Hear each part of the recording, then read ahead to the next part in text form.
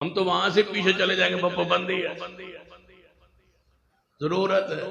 لَهُمُ الْبُشْرَى فِي الْحَيَاةِ الدُّنْيَا وَفِي الْآخِرَةِ۔ علامہ شہید رحمت اللہ علیہ خود خود روایت کرتے ہیں اس بات،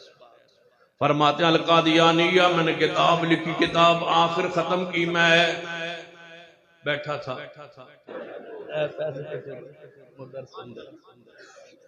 یہ مدرسے کیا ہیں بھائی میرے نہیں، الا ان اولیاء اللہ لا خوف علیہم ولا هم يحزنون الذین آمنوا وكانوا يتقون۔ حضرت علامہ شہید رحمت اللہ علیہ لکھتے ہیں، فرماتے ہیں میں القادیانیہ کتاب کو لکھ کے آخر ختم کر کے جب کتاب مکمل ہوئی، وہاں کرسی پہ بیٹھے بیٹھے سو گیا تو خواب میں رسول اللہ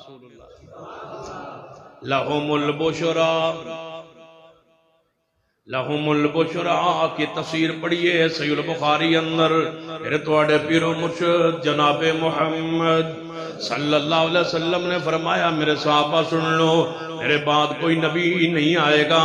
لیکن میرے بعد مبشرات جاری رہن گیاں، کوئی نبی نہیں آئے گا مبشرات جاری رہن گیاں۔ صحابہ کرام نے پوچھا یا رسول اللہ صلی اللہ علیہ وسلم مبشرات مل مبشرات کی نے؟ فرما الرؤیا الصالحہ، کوئی اچھا خواب نیک خواب یا بندے نو آپ نو آ جائے یا کسی اور نو اس سے بارے آ جائے، یہی ہے لہم البشرا فی الحیات الدنیا، دنیا کی زندگی کے اندر بشارت اللہ تبارک و تعالی سے عطا فرمائے گا۔ فرماتے ہیں میں نے دیکھا خواب میں حضرت علامہ شہید رحمت اللہ علیہ، ہمارے قائد کا خواب سنیے، ہمارے مذہب میں خواب حجت نہیں ہے، سند نہیں ہے، دلیل نہیں ہے سوائے رسول اللہ کے انبیاء کے خوابوں کے، لیکن خواب کو بیان کرنا بھی جائز ہے، بیان کیا جا سکتا ہے اور اس کو سنا جا سکتا ہے، اور رؤیت صالحہ آج بھی ہے اور قیامت تک کے لیے ہے۔ لہذا آپ علامہ شہید رحمت اللہ علیہ کی اس خواب کو جو آپ نے خود بیان فرمائی، خود لکھی، آپ خود اس کے راوی ہے، فرماتے ہیں میں نے خواب میں رسول اللہ کی زیارت۔ ایک پاکستان کا اور بھی قید تھا، آج کل کینیڈا میں ہوتا ہے، اس نے بھی خواب میں رسول اللہ کو دیکھا تھا، حضور نے اس سے کرایہ مانگا، کہتا حضور مجھ سے کرایہ مانگتے ہیں۔ حضور نے فرمایا بتا رو قادری تو ہی بندہ رہ گیا پاکستان ہے، باقی سارے بے ایمان ہیں، نعوذ باللہ، ایک ایماندار تو رہ گیا، میں تیرے پاس آیا کروں گا۔ اس نے کہا ہمارے مدرسے کا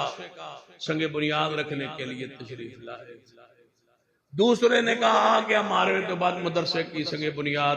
لکیر لگی ہوئی تھی، سویرے رکھنا تھا، رات لکیر حضور لگا گئے۔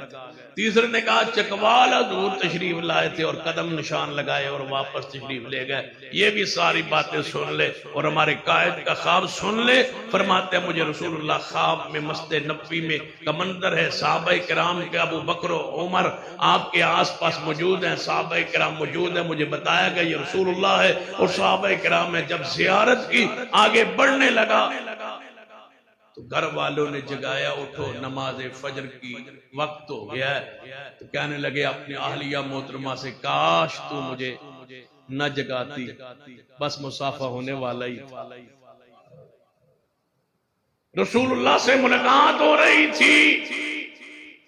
اپنے استاد جی حضرت شیخ ابن باز رحم اللہ سے خواب کا ذکر کیا، فرمایا احسان تجھے مبارک ہو،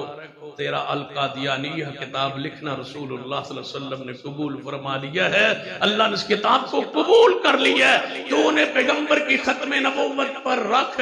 چوکی داری کی ہے، اللہ نے تیری اس کتاب کو قبول فرما لیا۔ ہم ہی تو تھے،